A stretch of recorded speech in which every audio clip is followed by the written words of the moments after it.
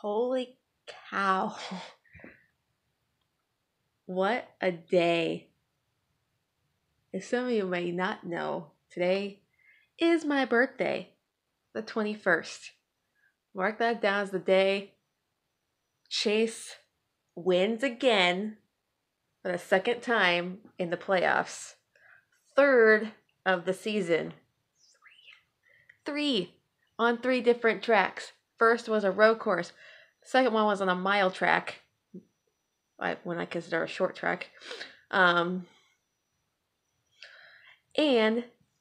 a Chevy won on a 1.5 mile track where people thought, oh, it's all going to be the big three today. It's going to be Busch. It's all going to be Truex. And Truex didn't even lead a lap.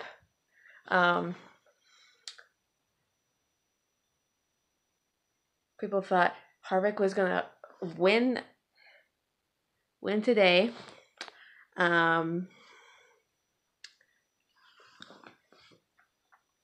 But he bit himself in the ass again, or shot himself in the foot, whatever you want to say, with a pit road penalty near the end of the race with like 40-something laps to go. So Chase assumed the lead because of a great pit stop in a fast car.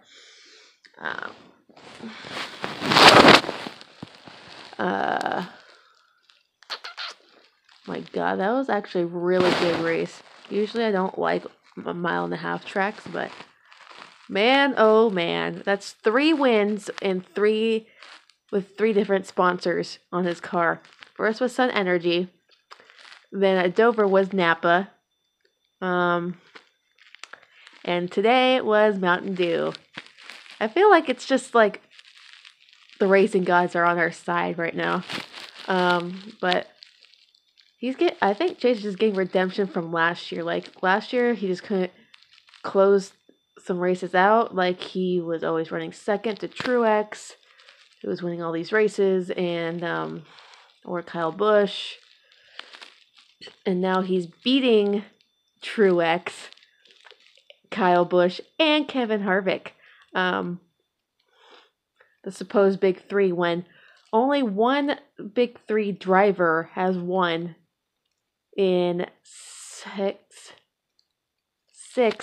playoff races.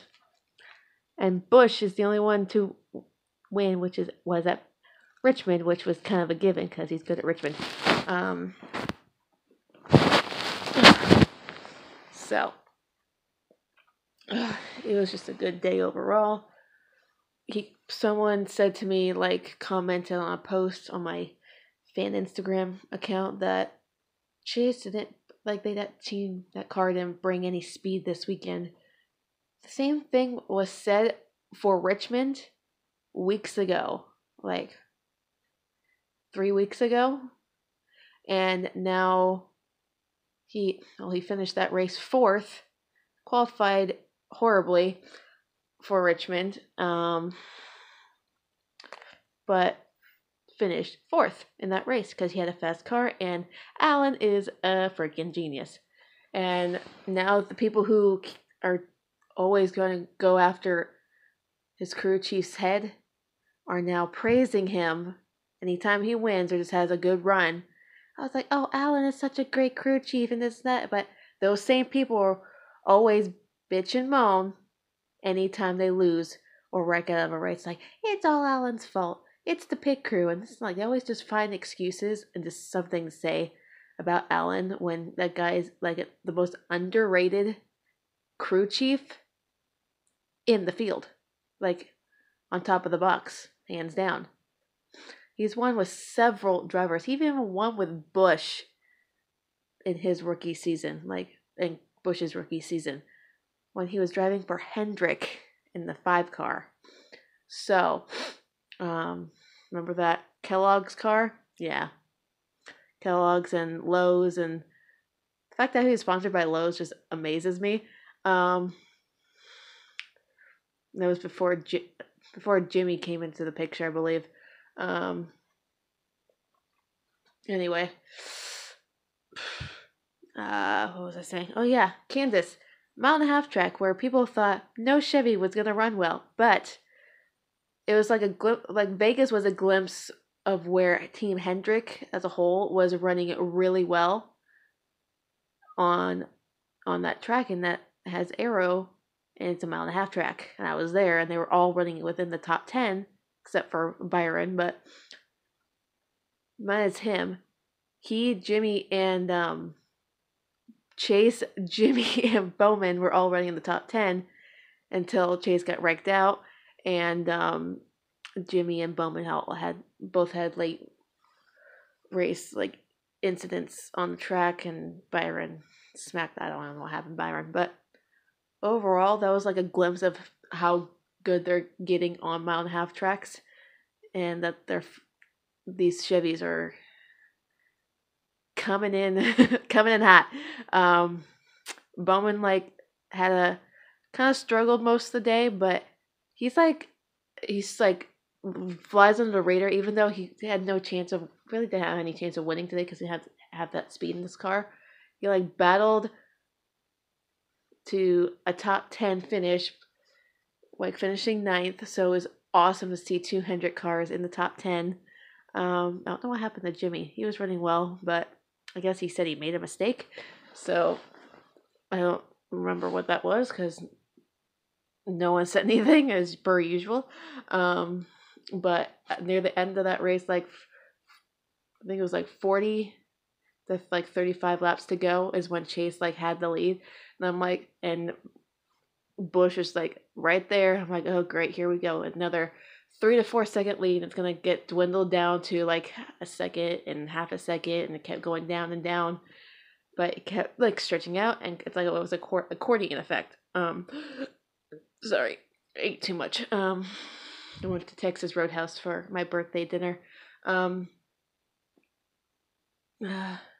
I was like, this is gonna be like a repeat of Dover last year, where Chase has the lead by like multiple seconds, and Busch has just come and pass him on like the final laps, and we're gonna lose this race.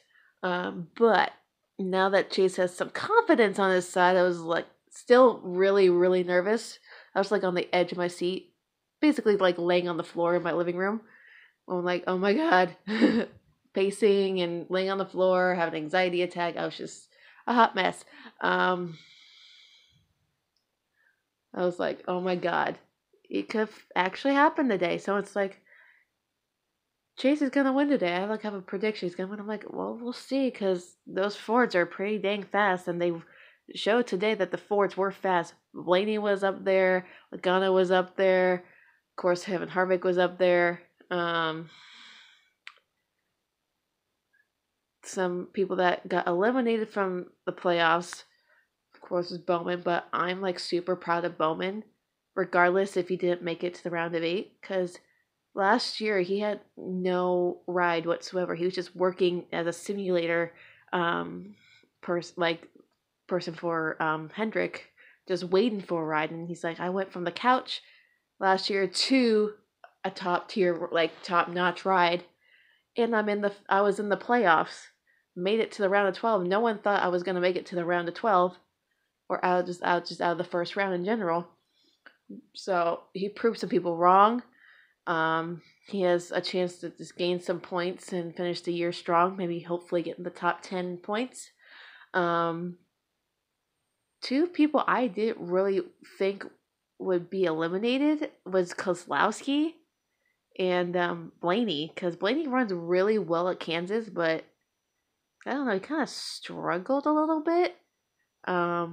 But and then guy who interviewed Blaney after the race was really rude. Like he was trying to like stir the pot, and Blaney's like, "Are you kidding me?" Like if you didn't see the post race interview, then I would suggest you go watch it, because it was the stupidest like thing you can say to a driver. Like I just don't get it. But bummed for him. Sucks for Keselowski, because I thought he was like gonna be a real contender after winning like 3 straight and winning a race in the beginning of the playoffs. But that's what happens. Like right now, Truex is on made it in by the skin of his teeth. Like, he's only 8 above the cut line, and that's not a lot. Um, and he's never won a short track, and a short track is this weekend. So if he doesn't run well at Martinsville, he cannot.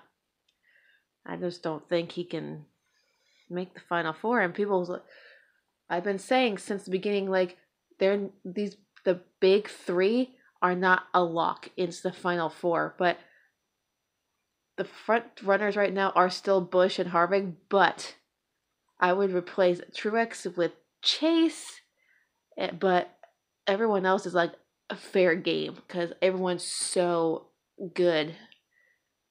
Chase is the only Chevy left in the playoffs, and all Stewart-Haas is in it because I'm not gonna get into that. Logano is the only Penske driver left. Only two Toyotas, which is Truex and Busch. So, yeah. Anyway, back to Chase. So he's won three races in the past 11 races. 2 in this round, which I did not expect. People didn't expect him to be this good, but apparently they didn't watch last year's playoffs. So, anyway, he's like the youngest in the Cup Series to win at Kansas. And like the second youngest to win 3 before the age of 23, because Chase's birthday is next month.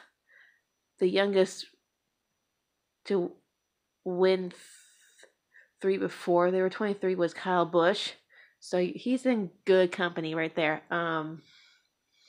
So like coming the season, people are like, Chase, when is Chase gonna win? When is Chase gonna win that first race? And blah blah blah. And Watkins Glen came, and it's like boom, win. And they're like, oh, now the floodgates are open. Now it's like, and then 9 races later, oh, look, another win at Dover. And then 2 weeks later, win at Kansas. So today's been like such a good day. It's been like the best birthday I've had in a while. Because 1, Chase won. 2, both my football teams won. Chargers played in London, and they beat the Titans by 1. And it was a painful game to watch because our defense is just not that good right now without Bosa, and he's coming back in a couple weeks. Patriots won in dominating fashion, which I'm not surprised because they beat the Bears. And yeah. Then we're going to Martinsville next week, which we all know happened last season. I'm not going to get into it, but we all know we were on the verge of winning and going to Homestead, so we have a chance at Martinsville, we have a chance at Texas, and a chance at Phoenix. So the last 4 races, Chase is Chase's strongest tracks, I believe. Homestead, he got one really good finish there last year. We finished 5th. Phoenix, he's finished there in the top 5 quite a few times. He's only finished outside the top 10 once at Phoenix. He had 2 straight top 5s there, a 2nd place in the fall, and then this past spring he finished 3rd, but apparently that finish was encumbered, which was stupid. But anyway, so he has momentum on his side, and this is and he's still not satisfied. So he's we're still got room for improvement and work hard. We just can't get complacent because coming into Kansas, he's like, we can't get complacent. The pressure's on. We need the playoff points. So it's either win or bust at this. So I love the attitude of my driver. So to the negative people out there who's saying he got lucky, no, I'm just kidding. Congrats, Chase. I'm happy for you, and let's go get him at Martinsville and get that redemption. We're on our redemption tour right now, so let's get it.